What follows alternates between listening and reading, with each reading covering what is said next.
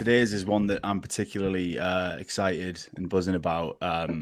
We got Boyle on, comedian David Boyle from the I'm Quitting Alcohol podcast, which we will 100% get onto, which may sound a little bit out of context and a bit random, but we'll also get into that as well, because Boyle, as we will refer to you, mate, I hope that's okay. I mean, you've jumped on the pod as Boyle, so I'm assuming it is. Good boys. Boyle's decided to jump on today and just chat a bit of shit about all things crypto and the weird, wonderful, bizarre world of what that entails. So thank you very much for coming on, man. How are you doing? I'm good, boys. You? Excellent, man. Been looking forward to this one for a long time. So have I. So have I. I've just nipped out. I nipped out to get a coffee this morning. Was listening to you getting manhandled off that. That's what happened. You quit alcohol, and then you get into jujitsu and crypto. That's it. That's the natural progression. I got fucking mauled yesterday. It was he must have been juiced up. I don't know how fucking. He was shredded. Like, he was like double my size, and he was just throwing me around like I was a teenage girl. It was embarrassing. Man. I thought I was all right. I was laughing that your response was not to kind of dig deep and try harder and go to more lessons and do like more classes. It was take steroids. Yeah, it wasn't hone technique and go to more classes. It was like, I better juice up as well. Yeah, just get on the steads and play him at his own game. Yeah, just walk in, fucking, let's go. Yeah. So I don't know whether I should or you should, Grant, or whether we should actually leave it to you. Boyle to give a bit of an intro, because you could probably do it a hell of a lot better than we can about the podcast and kind of how that, what you do and what you talk about and stuff, and we can kind of cover why we wanted to get you on so much, other than the fact that we're obviously fans of I'm Quitting Alcohol. Yeah. All right. Yeah, I can just. So I fucking quit drinking almost 4 years ago, and the day I quit drinking, I started recording a podcast. Like, day one, quitting drinking, and I've recorded it every day up until today. So Yeah. 3 years, 300 and something days. I forget.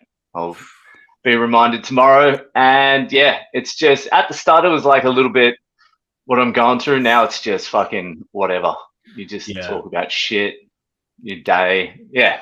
Yeah. Just try and make it entertaining with a little bit of I'm quitting alcohol shit through it too. I heard that I was listening to it the other day and I saw that some woman, I think from the Patreon, had like basically been proper Karening about it and moaning that you don't actually talk about quitting alcohol that much anymore. Yeah. Talk about it every time. What am I going to do? Fucking moan about not being able to get fucked up for like 1,500 days or whatever the fuck it is? Like, what? What am I meant to do? It's insane. I mean, the first time I came across the pod, my missus is from the States and her cousin lives in California, and he sent me. It was a Fucked Up Friday story. I'd not heard of it. Okay, Probably remains my favorite one to this day. And it was these two fellas from can't even recite it without laughing. These two fellas from the UK, and they were basically like flying to Brazil via Switzerland or something. I don't know whether you'll remember it. And there was like a line in it where they were just absolutely leathered, and they'd been getting a connecting flight, and some pilot they caught the pilot as he was getting onto the plane, and I guess the pilot was like vertically challenged, shall we say, like a short fella, and like the lad had shouted he shouted, he can't be a pilot, he can't reach the fucking pedals. And I remember thinking, that is mate, I was hooked from there. What was the end of that story? Oh, they basically they'd gone on some rampage through the slums of Rio trying to get hands on. Can you remember? And they went to the hookers and that. Yeah. Is this the one who was sniffing coke off Jesus' toe? That's the one. I remember that story. Yeah. I don't remember that line, but I remember that story. There was one line where he like popped his head out the taxi window and he shouted like, "Get the bugle in then," and like the way you delivered it was just hilarious, man. Absolutely hilarious. They were jumping in the taxi because it started getting heated or a little bit hectic. Yeah. I mean, And the hookers that they were with dragged them in. Oh man, so funny. The taxi driver or something. Yeah. So funny, man. But I mean, yeah, there's some fucking wild stories out there. What's so every? Go on. Yeah. Oh, just for your listeners. So every Friday on the I'm Quitting Alcohol podcast, I read out a listener's story. It's Fucked Up Fridays, and they just send in a story of some fucking crazy shit they've done. Yeah. And there's some really fucking good ones. There's some absolute shit ones too, yeah. but I remember like ages ago, weren't you just pulling them out yourself and like saying, right, I'm just gonna give you a Boyle? Yeah, because no one was writing in at the start, so I had to fucking burn like 20 of my own stories. Yeah. What's it been like for you then, like from those early days? You know, when you were kind of just, it must have been like shouting into the abyss, and then did it just go bang one day? Like what happened? So the thing is, I'd had so little success in my comedy career up until that point that everything seemed like a gain.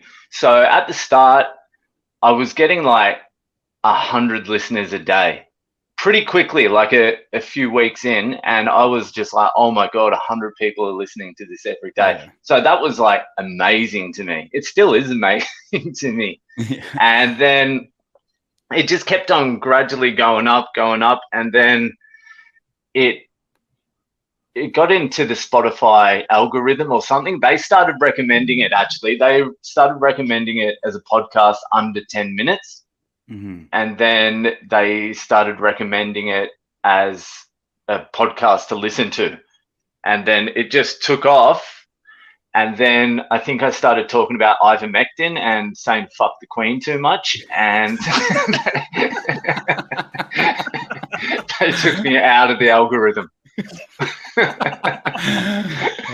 By then you'd already cornered your army of degenerates. I'd already got a bunch of degenerates on board, yeah. Yeah, unreal, man. So, Boyle, what's can we get into your kind of crypto kind of origin story, if there is one? Are you kind of a Bitcoin maxi? Obviously, you brought it up. You said you just wanted to mine Bitcoin and fuck off somewhere for the rest of your days. But what's your kind of stance on it? What's your kind of I suppose background? Well, I got into it like most people got into it, Dogecoin, and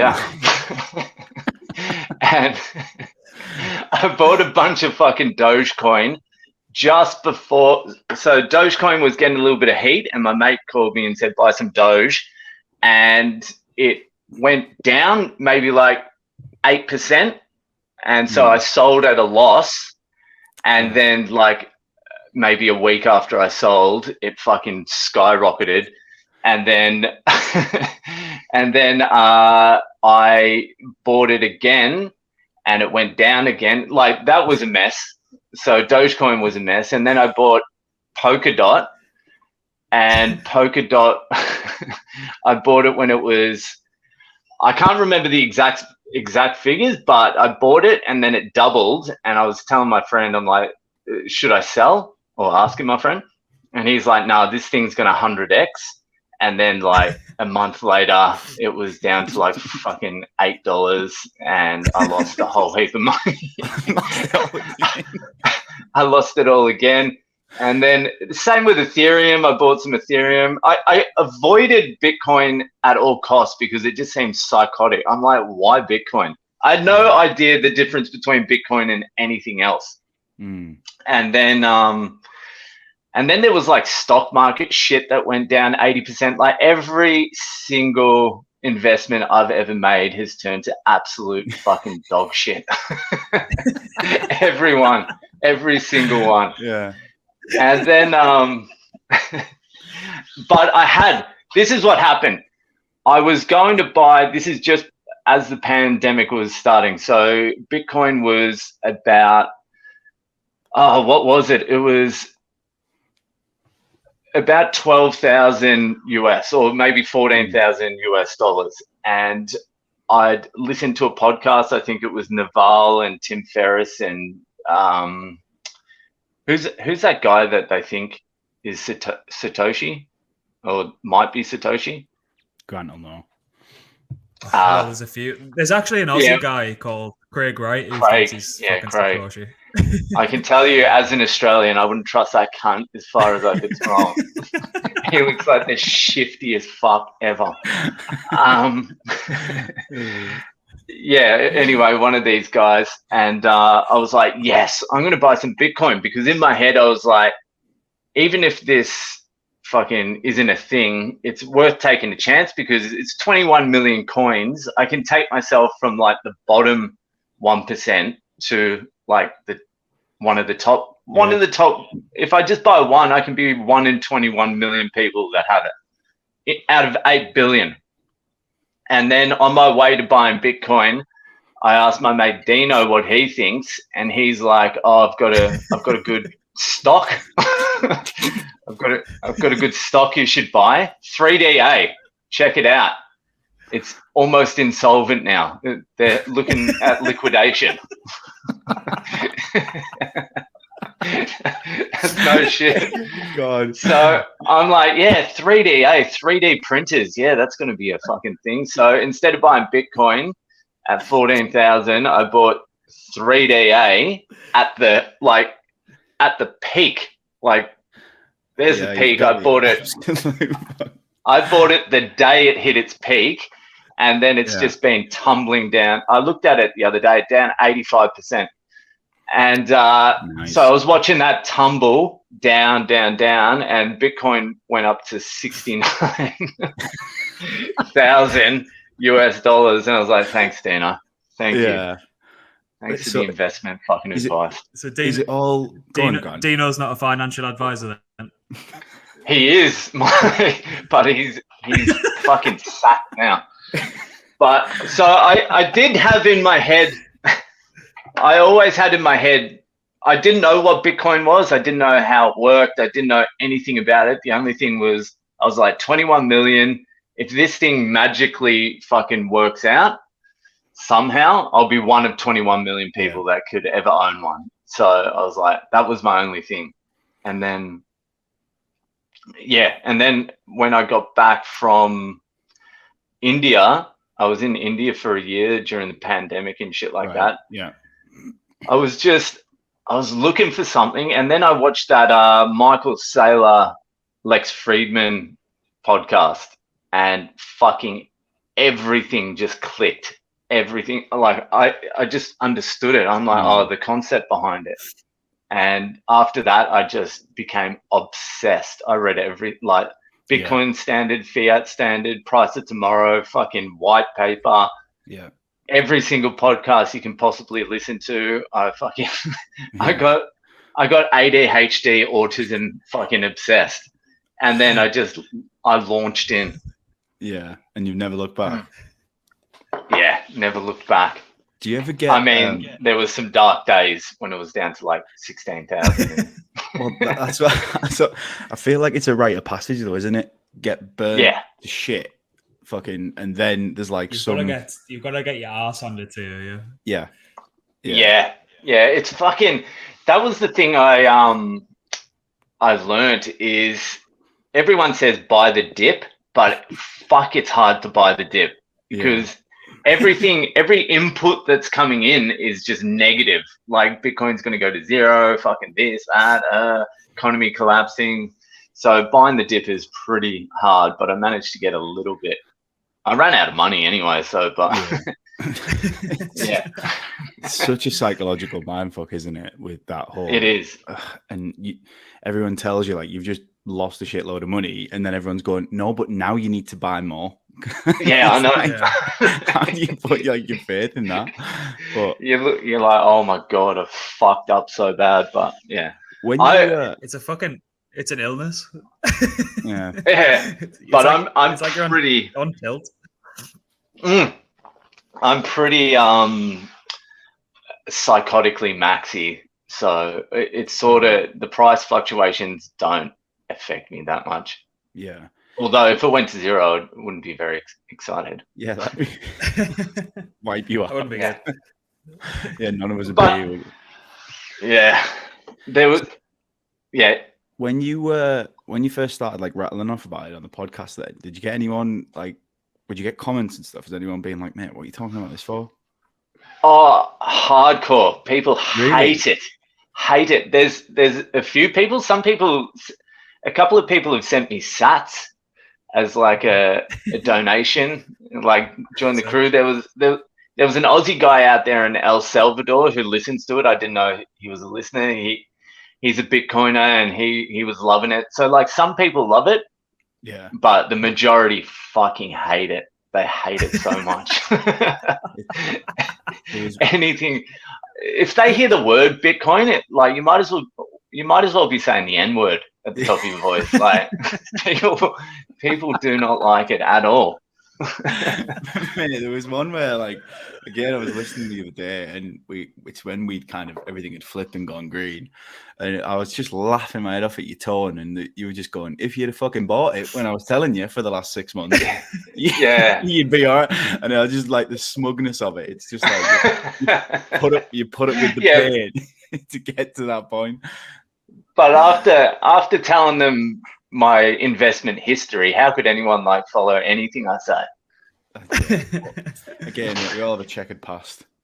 Yeah, we do. I still hate the conversation when you're out and it's like you've met someone for the first time and they're like, "Oh, so what do you do?"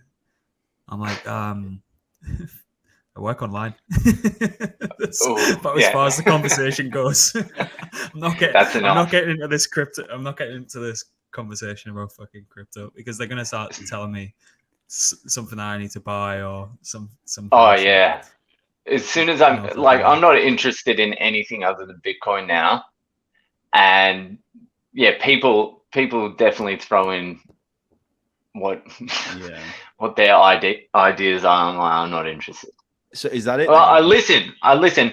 Well, someone said to me the other day, a good friend of mine, he's actually a hardcore Bitcoiner, and he did some little altcoin. He put $400 on it, and it went to $35 or some shit like that.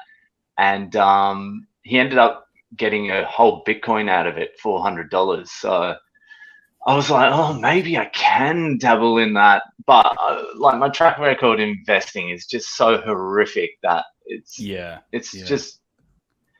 not worth me taking the risk. I go fucking straight for Bitcoin. What are you guys? Are you guys day trading or? No. I'll let Grant cover that one. Yeah. So I was having this conversation yesterday, actually. So a lot of what would happen in 2017, 2018, like all people who trade in Bitcoin, when Bitcoin was like just chilling out, just like hovering around a specific price, they'd trade into altcoins that were going to outperform Bitcoin. So as you mate was saying, now he's rotated back into Bitcoin. He's got a bigger stack. Obviously, that takes a ridiculous amount of time and effort, and probably over the long run, you're going to just outperform by just fucking holding it. But what I wanted to show you is this is how fucking stupid it can get. So over the past 4 days, let me see if I'm bringing this up. Over the past 4 days, this you can see that. So this fucker right here, this Pepe coin, is up like 4 million%.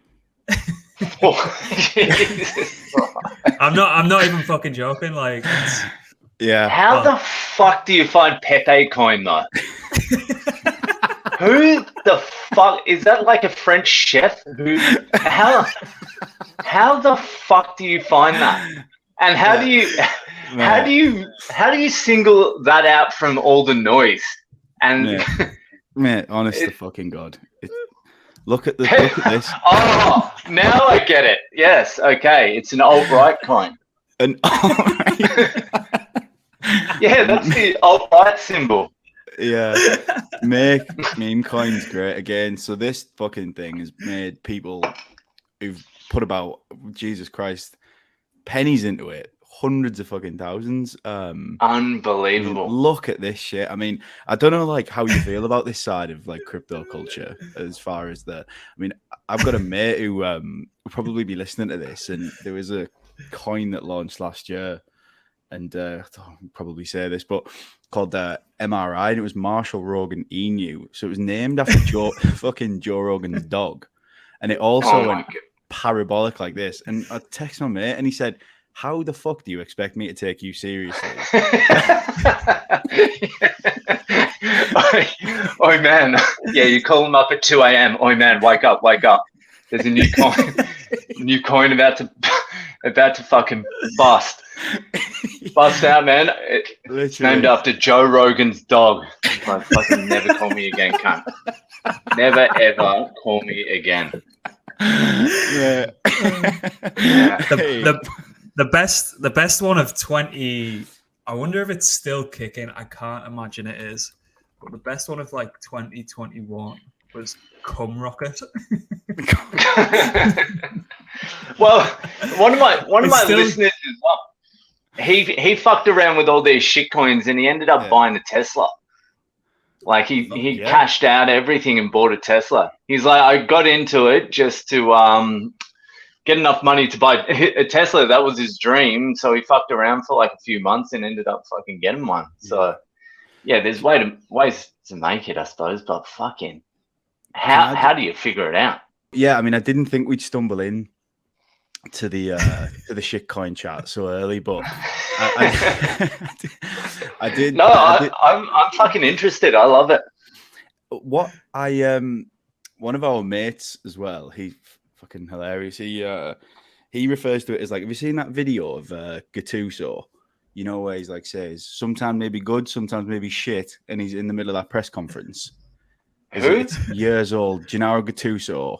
He was an old Italian footballer. He's a lunatic. And one of our mates says that to us about shit coins. Like that's the game you play. Like you might lump your life savings into it and it'll literally go to dust in 25 seconds. But equally, the alternative is it could go into a Pepe or a MRI or whatever. But this is the clip. That obviously turned it into a GIF there. Without context, it probably doesn't land quite as well, but even still, very funny. Have you not dabbled then of yourself? Have you ever bought like shit coins, low caps, or anything, or have you just not? Nah, like I did. I bought a little bit of that Shiba Inu thing. Yeah. And yeah, that went down immediately. Like I don't think. Am I getting across how dumb I am? I'll give you another example. When Luna went to zero, I bought at zero thinking it would spike back up. And it did, but I wasn't paying attention and then it went back to zero. So that's gone. All of it's gone. I can see, based on the past like 5 to 10 minutes, why you're just a pure Bitcoin maxi now. I never understood. Yeah, because I never understood, like, when you put your money in, if it goes down, then you've got to wait until it goes back up, and it might not ever go back up. So your money is locked away and you can't access it again. And so, yeah, with Bitcoin, at least it doesn't go, like when it goes down, it doesn't go down to fucking zero. Yeah. Exactly. I mean, I always remember, Grant, you wrote something about that like years ago when you were talking about like gut feeling, like what you should do if you're going to fuck around with trading. And usually like what you want to do in the moment is probably what you shouldn't do, because it's like realistically it's the not complete opposite of what. Yeah.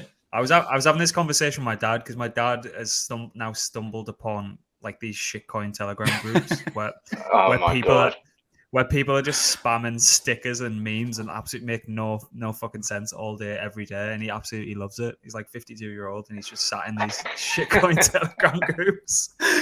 And he was like, every time I sell, it fucking goes up. And every time I buy, it someone just fucking sells it. I was like, yeah, because there's people just like out there that are these fucking nerd assassins that are just waiting to fuck over people who don't have a clue what they're doing. So I was just saying like the easiest way to do it is just whatever you want to do, just do the complete fucking opposite and you should be all right.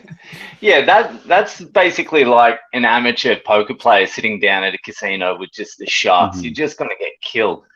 Yeah. Like, you don't even know what's happening. You're like, oh, I've got aces, and you lose to like 3-2. It's like, well, doesn't make sense. Literally makes zero sense. What do you think of NFTs and that whole side of it, and NFT culture and stuff? Like, I went to a NFT showcase type thing, and Oh yeah, I was trying to figure out how the fuck it works. Like, because you've seen these NFTs, and I was there with a guy who was really into it, and he's like, you'll walk into the metaverse and you'll know that it's a real copy of this. And I'm like, yeah, but like, I'm just looking at it now, and I wouldn't be able to tell the difference between that and one on a different screen. Why would I pay $10,000 for this? Like, yeah. And it all came down to like knowing it's an original in the metaverse or something. And then he was like talking about like Beyonce would get one, and I'm like, what? Beyonce? I don't think I'm going to be in the same room as Beyonce in the metaverse either, to be honest with you. yeah, it's a fair point. It just seemed scammy, to be honest with you. Oh mate, it seemed real fucking scammy. Bad laughing. What are you pulling up here, man? People, I think this is one of the reasons it kind of cut through. And this guy does like the Everydays collection. So he's create that was day 5,000 in January 2021. So he creates a different piece every single day, and they're pretty fucking good, to be fair. Like, it's got like Michael Jackson's tits like feeding into like this fucking. yeah, but how much is he selling that for? Well, I think his everyday collection sold out for like he's got Biden here shilling like that Pepe coin. I think his everyday collection sold out for like 60 million or something. That is fucking insane. So, but like, I can just take a screenshot. I know I sound like a fucking moron, but I can just take a screenshot of that and then clip it. Like, I know, like, do you guys know anything about computer programming, or are you like, I wouldn't be able to tell the fucking difference. Yeah. I know there's NFT fucking dorks out there going, this guy's a moron. Like, he doesn't get it. No, fuck you. It's just a photo.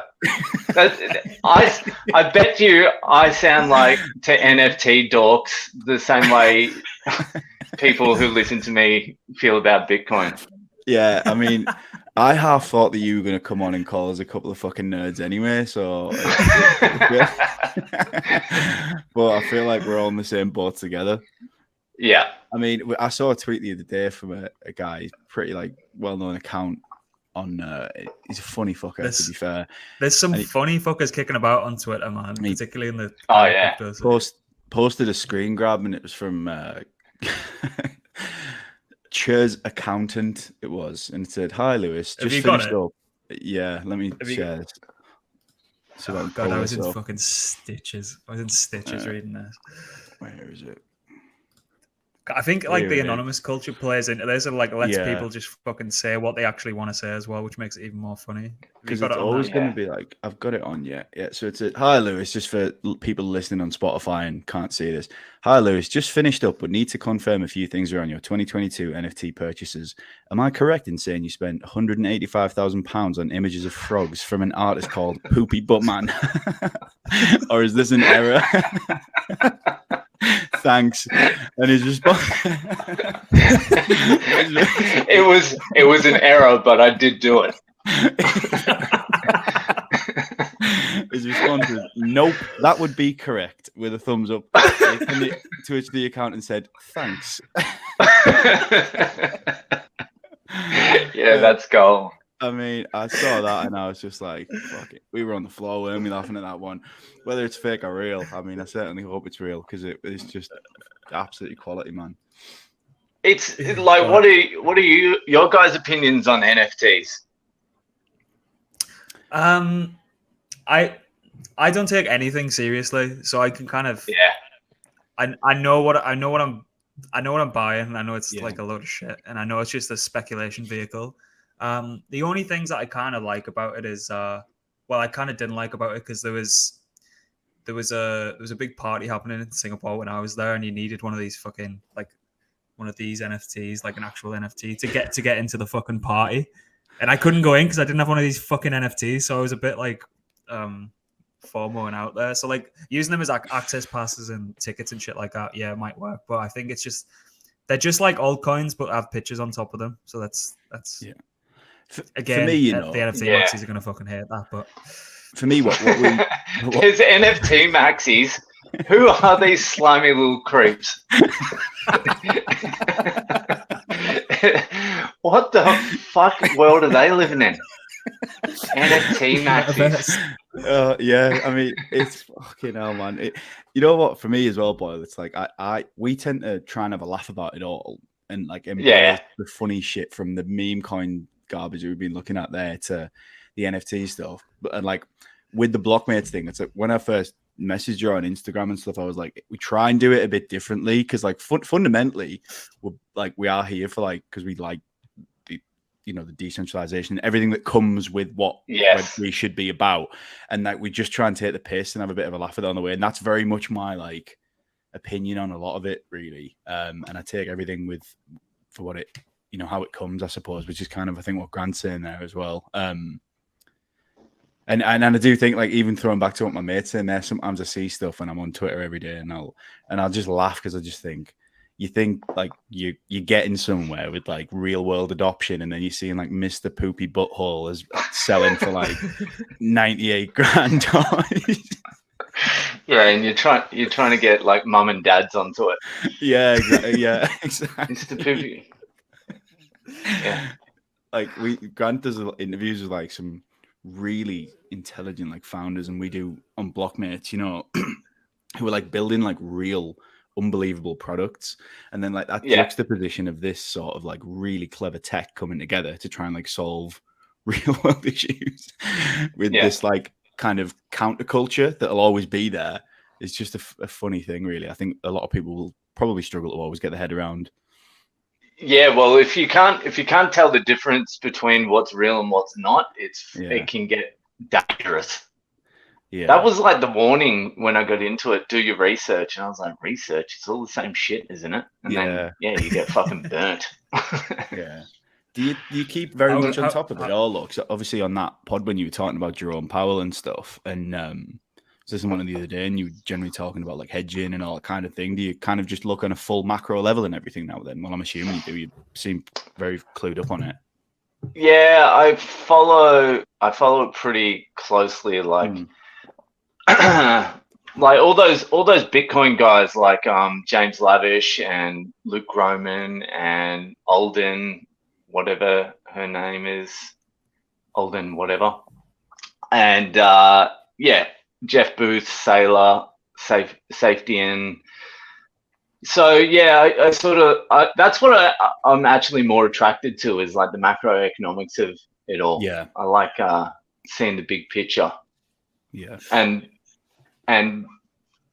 more than the price of the Bitcoin going up, I like the ethics behind it, like exiting the system. Got to exit the system. Like, got to get the fuck out of this system, and before it blows up and we're just at each other, World War III type thing. Yeah, it's tough, isn't it? Because I sort of went full time in. I say full time crypto. I mean, it's still just my job that we do content and stuff. Sort of like last year, which was arguably like the worst year on record with everything that happened. Like to the point when like we had the FTX crash.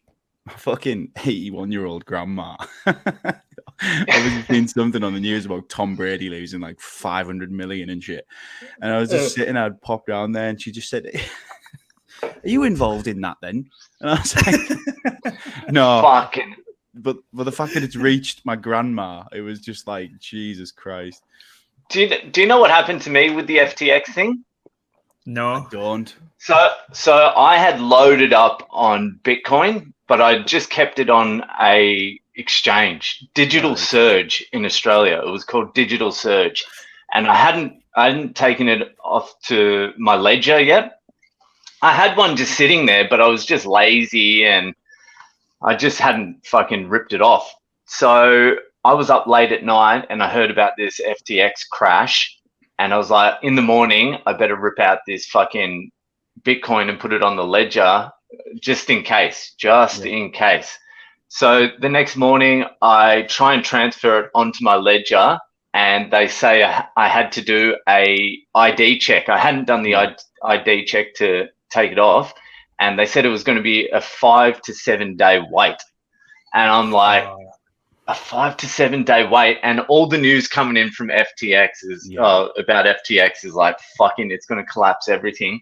So I call up Digital Surge and I'm like, listen, I want to get this Bitcoin off. Are you guys affected by FTX? They're like, no, we're not at all. I'm like, well, can you expedite my fucking ID check so I can just get it off? They're like, you'll still have to wait like 3-4 days. I'm like, all right. I called them back the next day. I'm like, listen, I fucking put my ID check in. Can you please process it? They're like, you're going to have to wait. And later that day, I called back and I just turned on the arm. I'm just like, hey guys, like, oh, how's it all going there?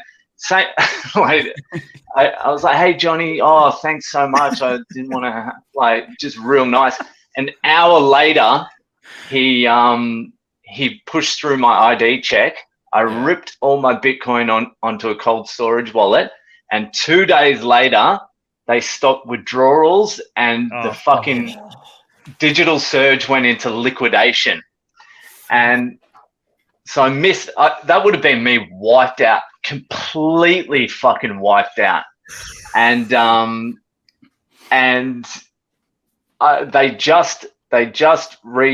someone bought into it, but they said over the next 5 years they're going to try and make people whole again.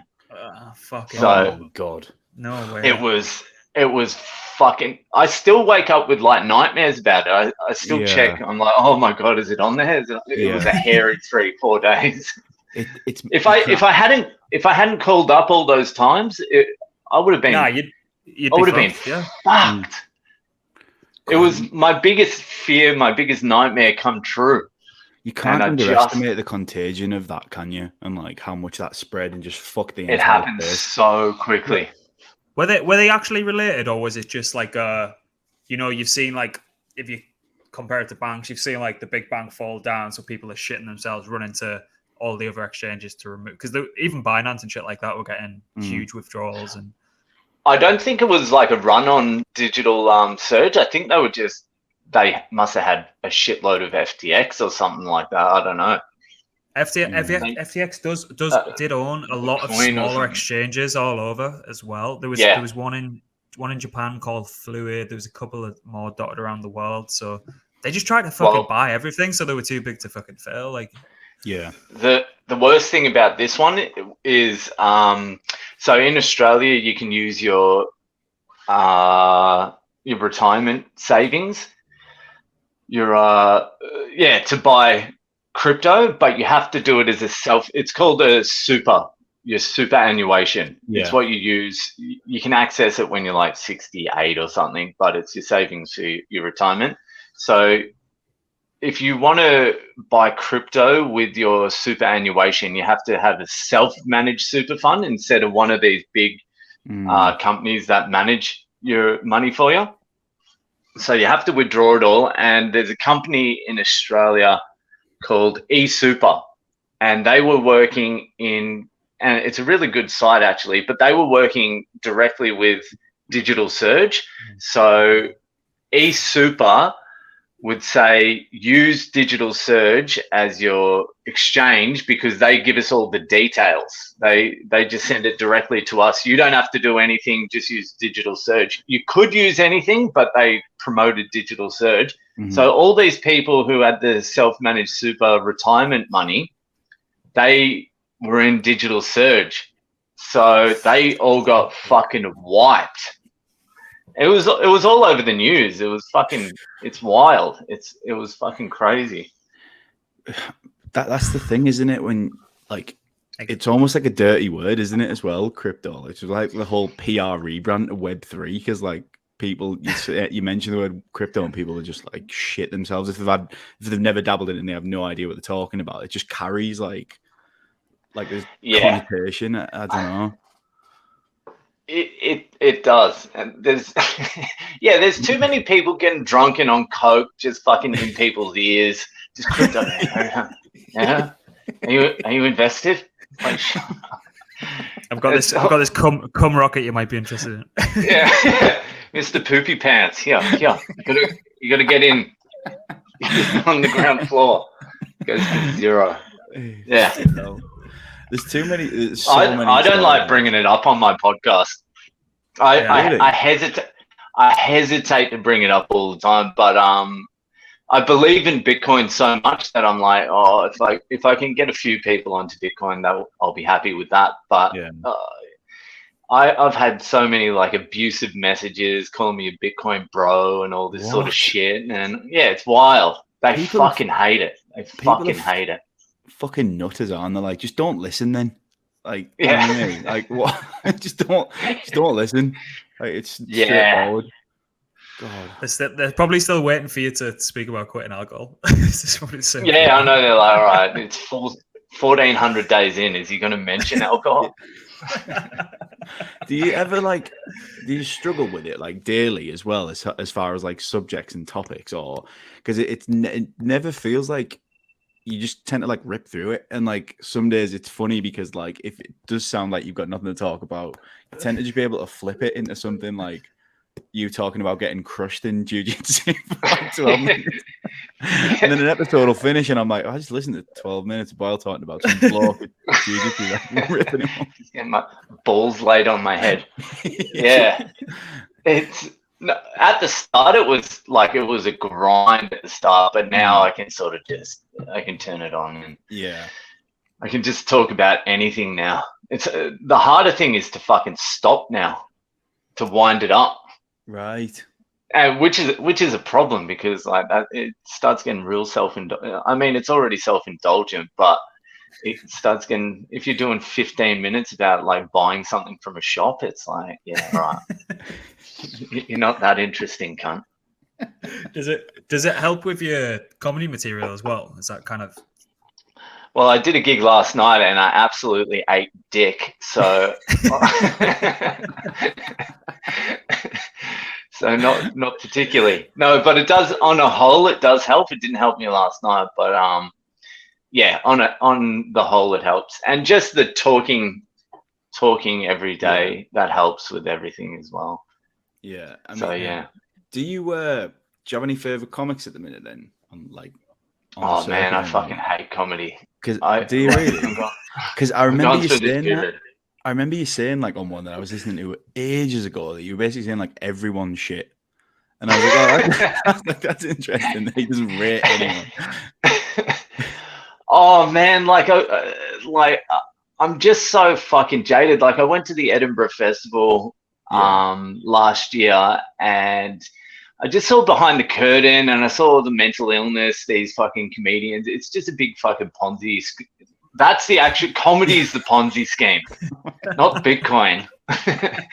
And so it's just, and it was just gross. And I'm like, what is, like, it's just sociopaths fucking walking around with mental illness doing comedy. And yeah, after that, I was sort of like, what the fuck do I even want out of it? And I started hating comedy a lot, but I still love particular comedians, but yeah, it's like Louis C.K.'s like great or whatever. How's that? I'm like, yeah, Louis C.K.'s whatever. He's like the best ever. I'm like, yeah, whatever. There's a guy that does make me laugh a little bit. I've been seeing Rory Scovel. He's been quite funny lately. I like him. Theo Von's interesting, unique character. And then like the older guys. My favorite guy is Kurt Metzger. Right. He did this special, White Precious, 2016. Still fucking holds up hard. Right. It's one of the best specials ever done. And then he just never released anything else. He got like Me Too'd for defending a rapist or something. He didn't even do the raping.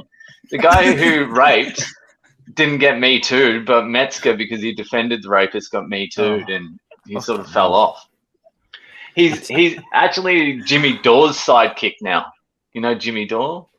Yeah. I want to check out that special that you just said there, to be fair. White Precious. Fucking let me know what you think, because I reckon that's that and Elephant in the Room, Patrice O'Neill, they're the pinnacles for me. Right. And then like a Bill Burr one and Live at the Beacon Theatre, Louis C.K. That's that's a masterpiece. Yeah. And Roadwork, Dave Attell. Yeah, all those, check all those. They're great. I've been enjoying sending Granted relentlessly a lot of Shane Gillis's stuff. Shane Gillis is great. Yeah.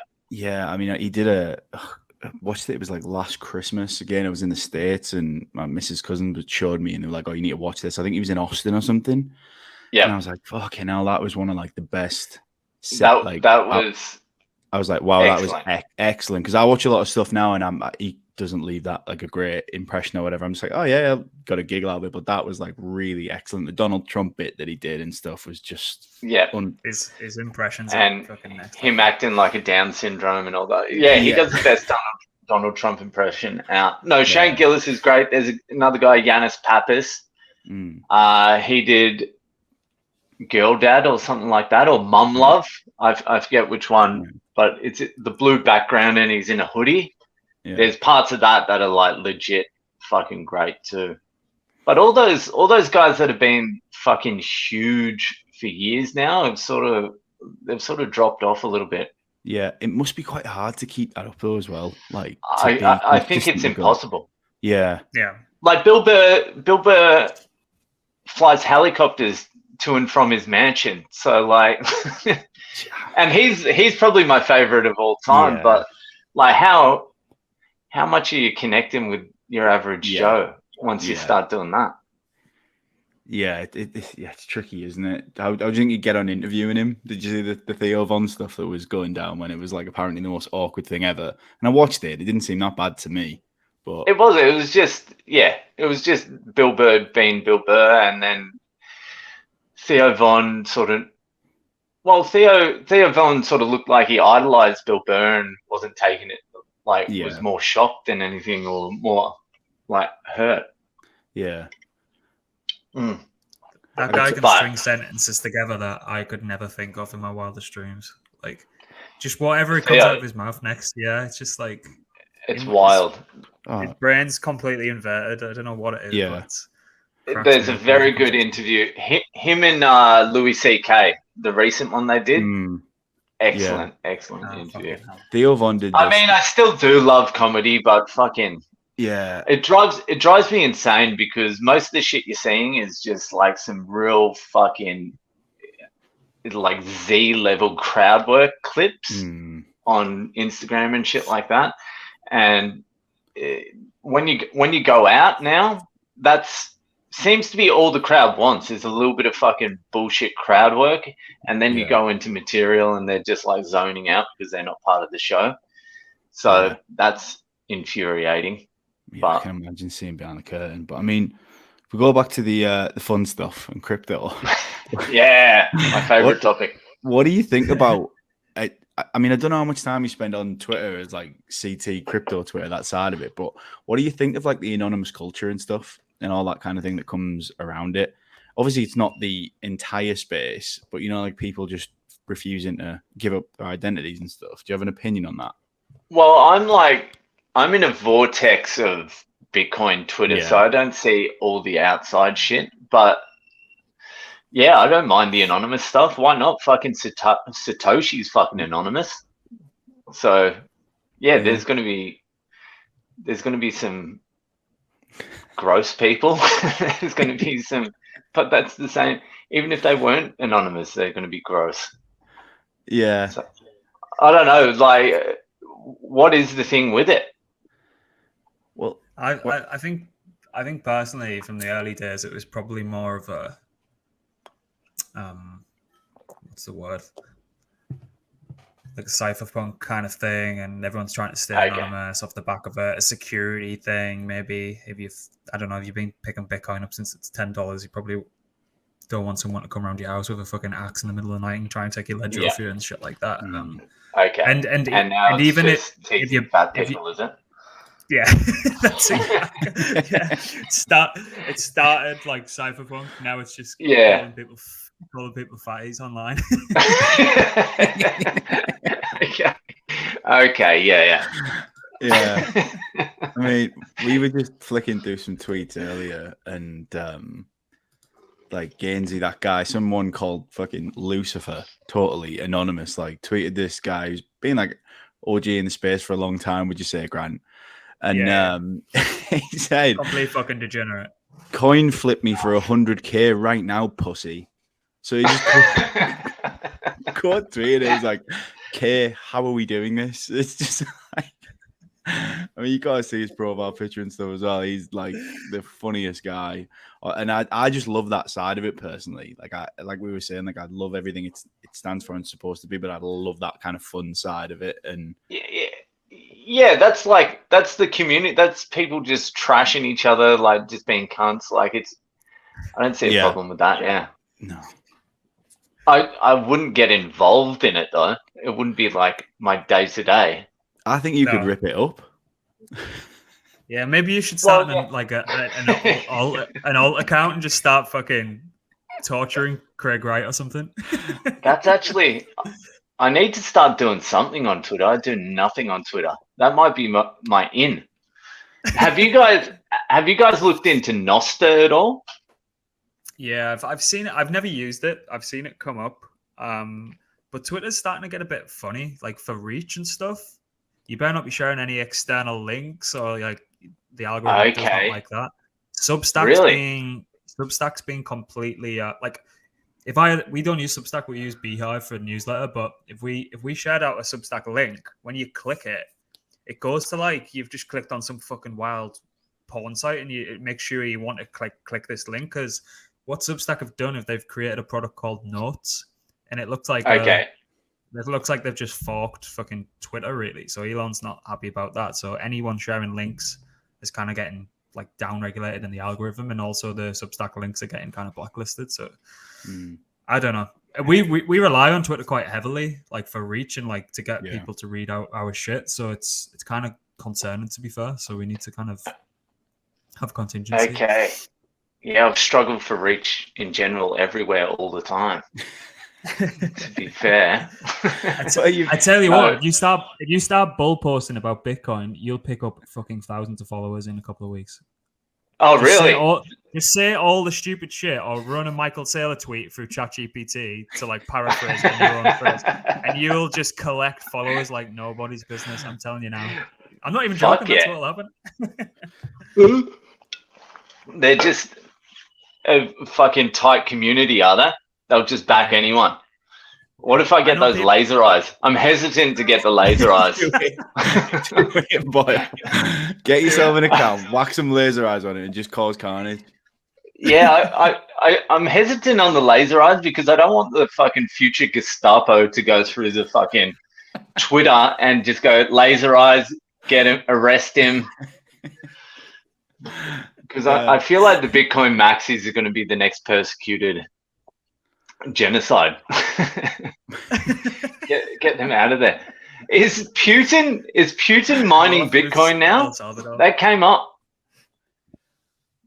For Putin mining Bitcoin.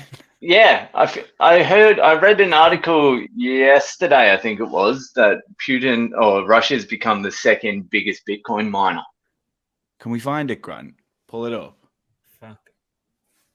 Let's go Russia mining Bitcoin. I mean, it would be a decent tactic, wouldn't it? It's the ultimate tactic. Yeah.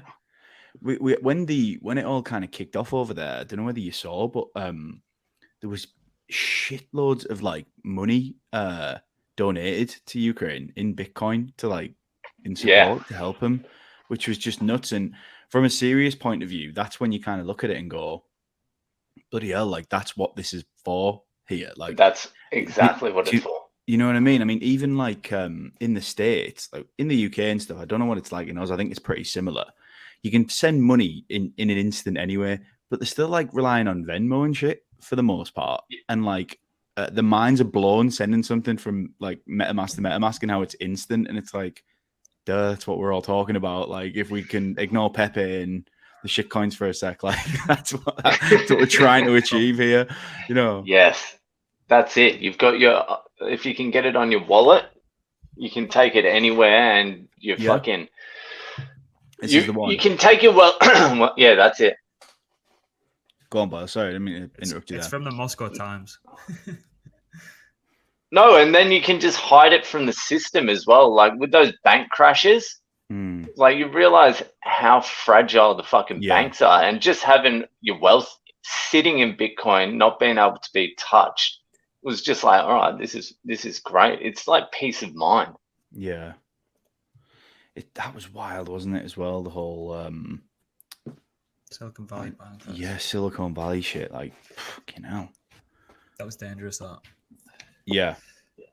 That Saturday I was kind of watching that go down, and I was like, could this be the end? Well, like even I think in the future you'll see it was the beginning of the end, because I think there's some shit coming. It feels like there's a little lull at the moment that will maybe last like 6 months, and then it's just going to start ramping up. There's nowhere to go. They can't keep tightening. All they can do is print, and then once the printing starts, it's never ending until it explodes. They can't keep. There's nowhere to kick the can anymore. Yeah. The only out is a world war. Like always, there's no other way out. You have to reset the entire economy. That's the way I see it, anyway. Go on, let's get on that for a minute, because that's what got us here in the first place. That's what got us onto this podcast that morning, like 6:45. Boyle telling me that World War III was imminent. Well, people think we're in the we've already entered World War III. It's just not hot at the moment. It's not trending. By people, I mean me. Well, yeah. What were you saying the other day? That you just want a vegetable patch and like to mine Bitcoin in the back of the garden? Oh, isn't it? That's it. Just a couple of cows, some chickens, goat's milk, cheese, and then just just like fucking 50 ASICs just mining Bitcoin in the background. I can just like picture you sitting in a shed like a fucking lunatic with like just loads of veg and like 25 screens around you. Yeah, just in the shed, all the ASICs miners around, and me on a little cushion meditating amongst the fucking assets, just getting into my world. I swear to God, that's my dream. It's not a bad dream to have, you know. Really not. Well, I saw this this video a couple of weeks ago where in Ireland, this guy who had a farm, he's using the grass to make methane, and he's running a mining setup off the methane from the grass, and it just goes constantly. Like it's green and everything, and he's fucking cleaning up. And the cows look healthy too. Bloody hell. That's the thing though. Elizabeth Warren, you see her like consecutive narrative is just Bitcoin's bad for the environment, and then sailors underneath her on Twitter saying, "Stop being a bitch." No, it's not. It's like, yeah. She's a fucking dumb old cunt.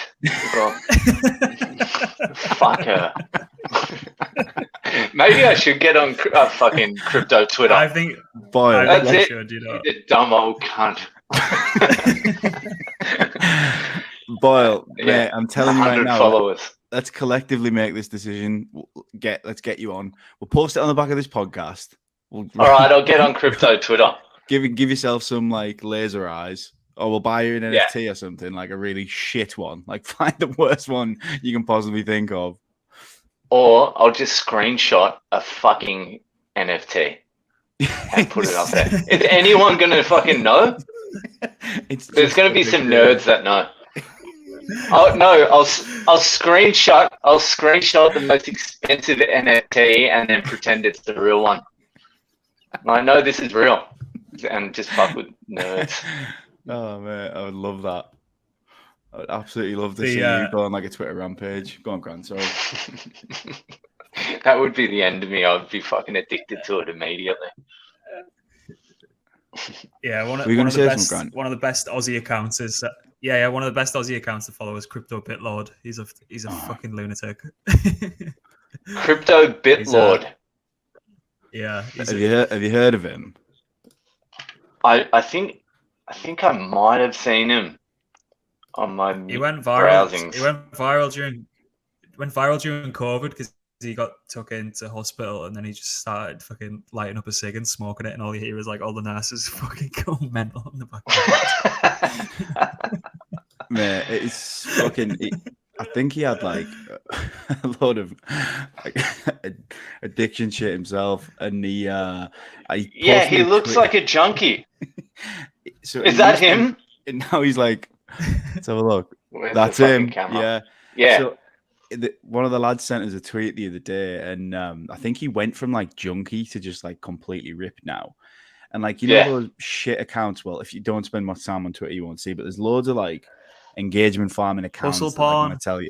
Yeah, it's hustle porn. Hustle porn. Like, want to tell you how to be a billionaire if you're not waking up. So this account tweeted, 4 a.m. is the billionaire's hour. If you want to wake up at 4 a.m. and feel energized in 10 minutes, do this. And Bitlord replied to that tweet and he said, I used to wake up at 4 a.m. and smoke crack off the stove before a shower. Yeah. To be fair, he does look like he might already be a fucking listener of the pod. He might well be. This is what he looks like a lot of my listeners. Yeah, he's got like the Bitcoin thing tattooed on it, the Bitcoin logo thing on his forearm, hasn't he, Grant? And like, there's something that went on. We were talking about this earlier, where he was on a flight. Do you want to tell this story better than me? Oh, Grant? Yeah. So he was on a flight coming back from, like, I think it was like Dubai, and do you know Nassim Taleb? So, Anti-fragile. So like, so he was on the same flight and took a photo of Bitlord's arm, unknowing. Obviously, they both didn't recognize who they were, and said, "Look at this fucking idiot! Like, sat next to me on a flight." And he posted it on Twitter, and then someone tags Bitlord in it, and Bitlord, him and Nassim Taleb are on a fucking flight having a big fucking argument about Bitcoin. And he's like live. Fucking hilarious. Oh, that's fucking gold. Yeah. And I was just looking at Bitlord. Bitlord has been in crypto since 2012. Yeah, he's a which means he was on the Silk Road. That's how he got into. That's how he got into crypto. Yeah, I mean, he funny like tweeted yesterday. Boarding a plane to the most useless country, so I'll be offline for a bit. Don't even want to go, but this country has flown me out and is paying me a handsome $200K to consult. Yes, losers, if you're reading this, your home is shit. Then he posted a video early, and he was like, "I'm in the UK. I guess he thinks England's a shithole." But, yeah, not wrong. On it, I'm telling you, Boyle, you'll fucking get in the weeds on crypto Twitter, man. You'll love it. I'll give you some great content. I just followed him. I'll send you some accounts. You send me some accounts, and then once I'm hooked, I'll just start fucking following accounts, and then I'll dive in. Jesus Christ, crypto Twitter. Didn't expect this. Yeah, I told you we'll just jump on and chat some shit about could go anywhere. So what time is it there? 5 to 2 in the morning. Which one of you is in Bali? I'm in Bali, yeah. I'm just starting my day, so I'm good. Yeah. Bali's the best fucking place. I fucking love it. It's fucking sick. Yeah, Grant was home the other week, weren't you? And like stopped hours, and we're going out later this year. And like we were saying just before you came on, there's a very dangerous prospect of us wanting to follow him out there. You know, we work fully remote and stuff anyway. and I see the pissing rain Why not? washing against the windows here. Oh. I couldn't fucking Bali. going back home. Fuck that. Yeah, I've spent a lot of time in Bali, and I fucking love it. It's got everything. Are you based up in Sydney now then? Because weren't you around Back Melbourne in at one Sydney, point? yeah. Right. Is that where you're from, like Sydney? No, I'm actually from Melbourne originally. Oh, right. Okay. So I grew up in Melbourne. Got you. Okay. Where do you prefer? Born in Melbourne. Yeah. Sydney. Well, Sydney's hasn't been too bad this time, but generally I fucking hate Sydney. Right. We were in Oz for like 6 months in Melbourne. We were just living at the top of like the CBD. And my missus is like, loves Melbourne to the point that she was like, we don't even need to go to Sydney. She was like, I just know you won't like it. I just know you won't like it as much. So we just fucking did it. We just stayed in Melbourne and I just loved it. Sydney's a more beautiful city to look at. It's fucking beaches. The harbor's unbelievable, but it's just like no substance at all. Yeah, right. Everyone's just a plastic fucking fake. Yeah, Melbourne though, pretentious as fuck though, isn't it? Like the coffee. Melbourne, everyone's a cunt in Melbourne as well, but it's a little bit better. If you go out of the city, like Fitzroy and all that, they're all pretentious fucking cunts. But out of town a little bit. I mean, out of town they become like bogan as well. So there's problems everywhere. But I prefer Melbourne. Melbourne's where I grew up. You haven't got over there, have you, Grant? No, I haven't been over yet. I'm just gonna say I'm gonna have to wrap it up. I've got to jump on something else. But Boyle, thank you very much for coming on. Is there anything we can do? Anything to do to get your Twitter account into the mainstream? Let's do it because I think you'll rip it. All right. Well, I'll start a Twitter account, and then I'll come back on and we can talk about my tweets. Let's do that, mate. let's give you some time to like cause some trouble, and then we'll see how you've got on.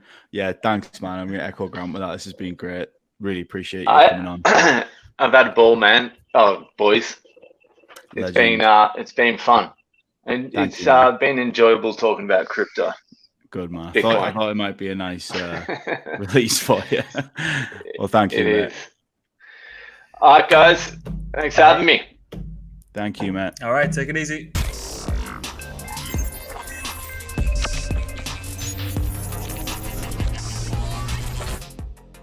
Day out. Your next career move could be the one you never imagined. Web3 nomads. Everywhere jobs for anywhere people.